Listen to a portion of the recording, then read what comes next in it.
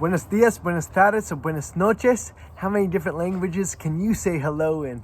Jamba, my name is Jeremy Haskell. I'm the youth director here at Westminster Press. And today's thought comes from the reading plan, which today is Genesis chapters 10 and 11. So if you want to push pause and read that, go ahead. But the main thing is to spend time with God, soaking up His Word. So let's think about the Tower of Babel and pride.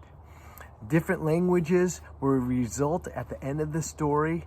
And ironically, the thing they did so they wouldn't be dispersed ended up being the reason God dispersed them. So you may be familiar with the Tower of Babel, but the people gathered together. And in Genesis chapter 11, verse 4, they said three things. Let's build a city, let's build a tower, and let's build a name for ourselves. Let's be famous. And I'm so thankful for the technology we have right now during this time. But can you imagine the ancient technology they had to build this enormous tower that reached up to the heavens? But what did Genesis 9:1 say?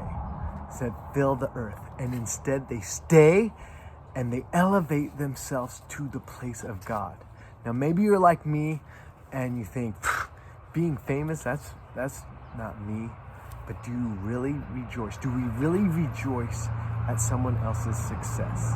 Or maybe someone else gets recognized and we don't, and pride rises up inside. I know for me, pride creeps in when I think, I gotta get this done. I gotta finish this. I gotta keep working. And I can get in the zone without even thinking about God. Because in my pride, I rely on myself and not Him.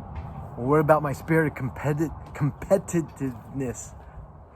Why do I have to win at all costs and get crazy? Well, it's because of my pride. Or, and this is silly, but when I blow it in front of my daughter or my wife, why is it so hard for me to say sorry? It's because of my pride. And back to the story. So when the Lord came down and saw what was going on, He confused their language and scattered the people all over the face of the earth. And I'm so glad God came down. God in a body came down. Jesus Christ, He came down to earth. He lived, He died, and rose again to forgive me of my sin and my pride. And that's huge. That's huge, because the answer to my pride is Jesus' humility and forgiveness. And so when pride creeps in, and it does in my life, I can quickly confess to Him. Thank you.